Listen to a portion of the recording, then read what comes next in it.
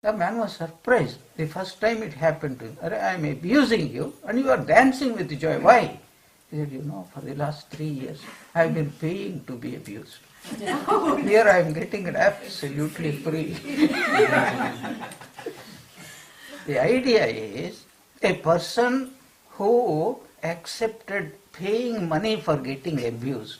After that, what can make him unhappy? Yeah, especially if it is, most of the people when they abuse, they don't take money. They do it freely. So if you are expecting that I will be in the most unhappy conditions and I will be very happy. Is there anything that can make that person unhappy in this world? Do you get? If I get these things, I will be only then I will be happy. If I don't get, I will not be happy. But a person who says, I will be happy under all circumstances. Nobody can make that person unhappy. What is spirituality? From a devotee's point of view, Thakur, whatever happens, Shakali, Tomari, Ichha. When a person has 100% accepted that, put him in the jail, he is happy. And put him on a throne, nothing makes him less happy or more happy. Everything makes him happy. That is what Sri Ramakrishna is illustrating in the form of a beautiful parable, Ramericha. So, who was committing the theft? Ramericha. And why he was caught? Ramericha. Why he was brought before the magistrate? Ramericha. Supposing the magistrate says, I will put you in the jail. Do you think that would make him more unhappy? No. He would be equally happy because it is Ramericha. See, we have to think of these parables and extend and say, oh, he was released. We are relieved. Because he was relieved. Suppose Ramakrishna says he was put. Then we would say, why did that happen? This man is a real devotee. Why should a devotee suffer? Only non-devotees should suffer. And among the devotees also, only I should not suffer. Let other devotees suffer. It doesn't matter. Yeah, like Rajaji used to say, of all the people in the world, Indians are best. Of all Indians, Tamil Nadu people are best. Of all the Tamilians, Madras people are best. Of all the Madras people, only those who live in my street are best. Of all the people in my street, only my family is best. Of all the people in my family, I am the best. Yeah? This is a narrow-minded view. So what is the point? That everything is done only by God. When a person has that thought, really he will never suffer. Thakur demonstrated it. He had cancer. He suffered. But that did not make him unhappy. He said that is mother's will. Mother has. He did not pray, get rid of this. He said, okay mother, this is your will, I accept it. Let thy will be done. So that is what we are. Bahirantascha bhutanam. God is both inside and outside. That means God has become everything. Space has become everything. Charam acharamevacha. Both the moving and the non-moving. The living and the non-living. So difficult to understand. That's why sukshmatva tat avigneyam. Why can't we understand that everything is God?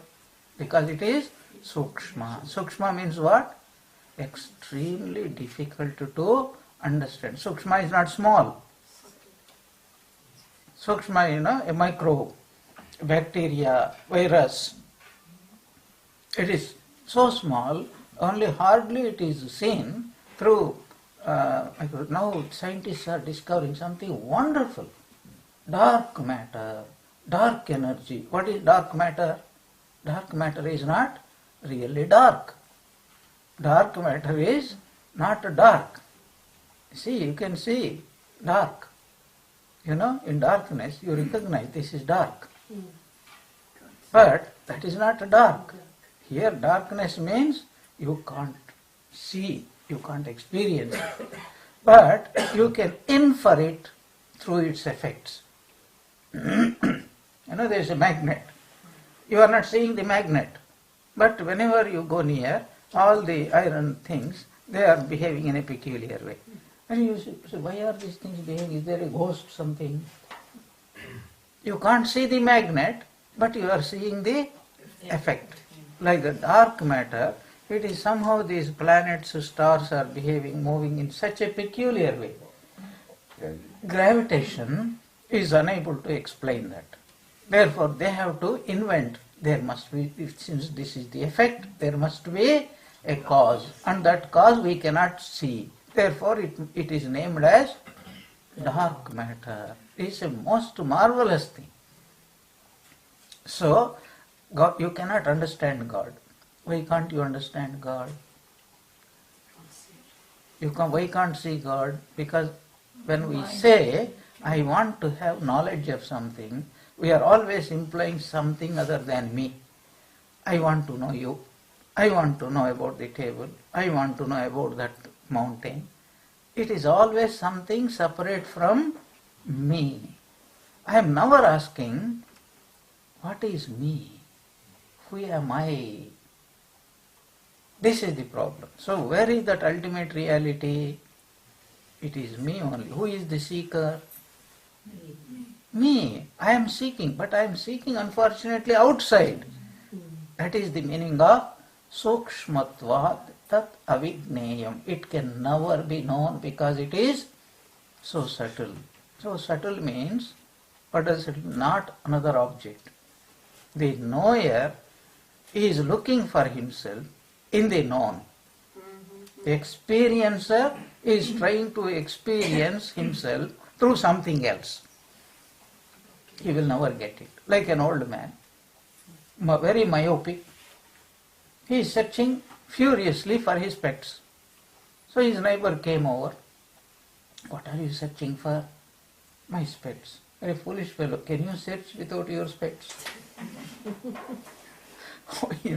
He can't search. He can't see. So the only way he could see is putting on. He says, I am searching for my specs. When is he going to get? He's never going to get. Because he's all the time, on his own face. So somebody else has to come and say, foolish fellow, stop searching, because that instrument through which alone you can search is already with you. So you are that knower for whom you are searching in the wrong place.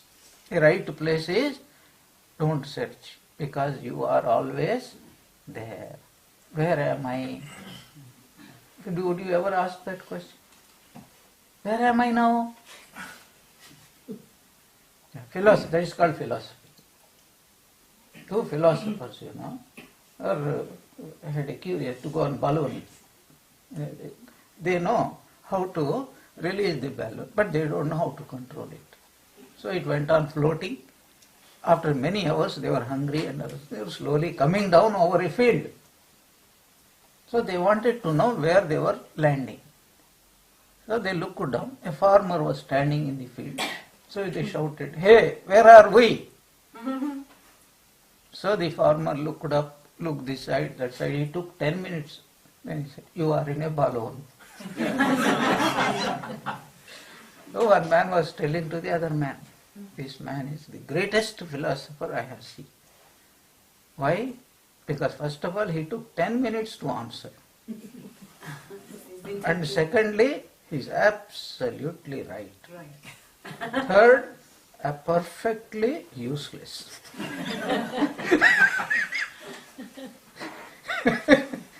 Perfectly useless. That answer is perfectly useless.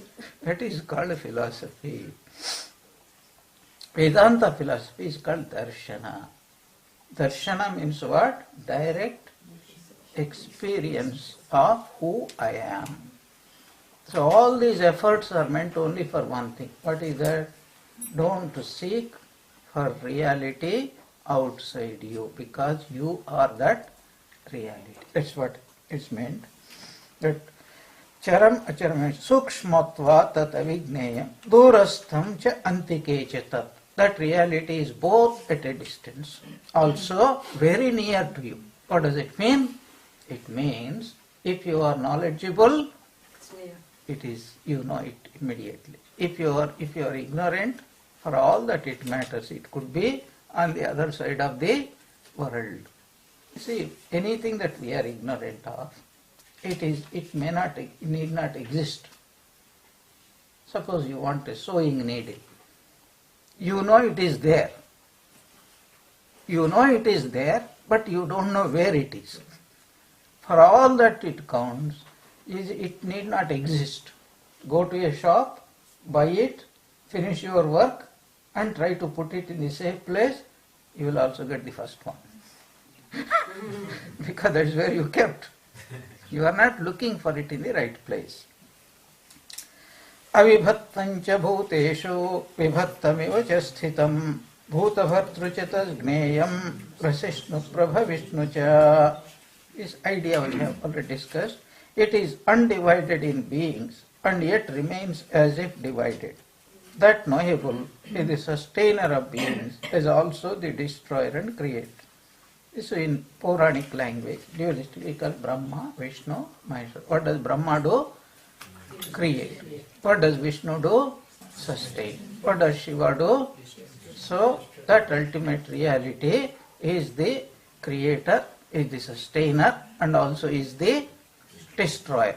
Destroyer means he doesn't really make it non-existent, but he changes the nama rupa. When you squash clay pot, then what happens? The pot merely gets its nama rupa destroyed, but remains as clay all the time. Avibhattancha bhuteshu. You know, we are all seem to be, I am different, you are different, the carpet is different, the chair is different. But what is the basic? As matter, suppose you look from the viewpoint of matter, then are we divided? No. Only from the viewpoint of nama rupa, we are divided. That is the idea. I gave that example. It took long time. Space. We are all finally products of space. Space plus nama rupa is what is called world, ultimately.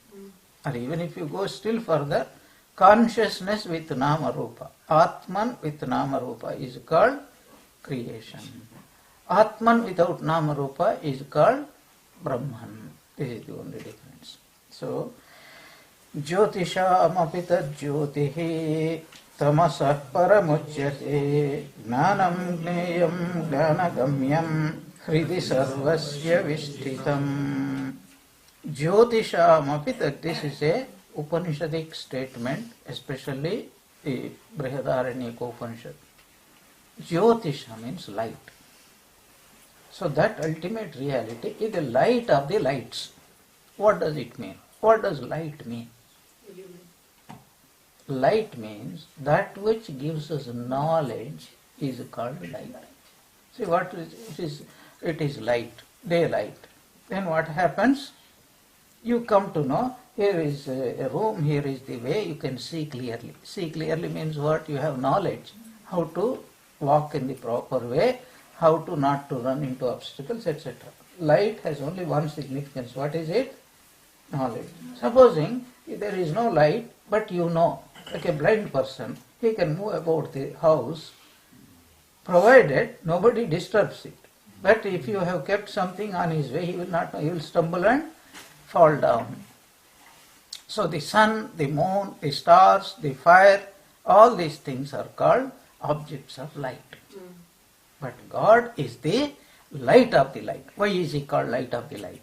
Because first of all, what is it that illumines this, makes the sun shine? What is behind the sun? God. What is behind the moon?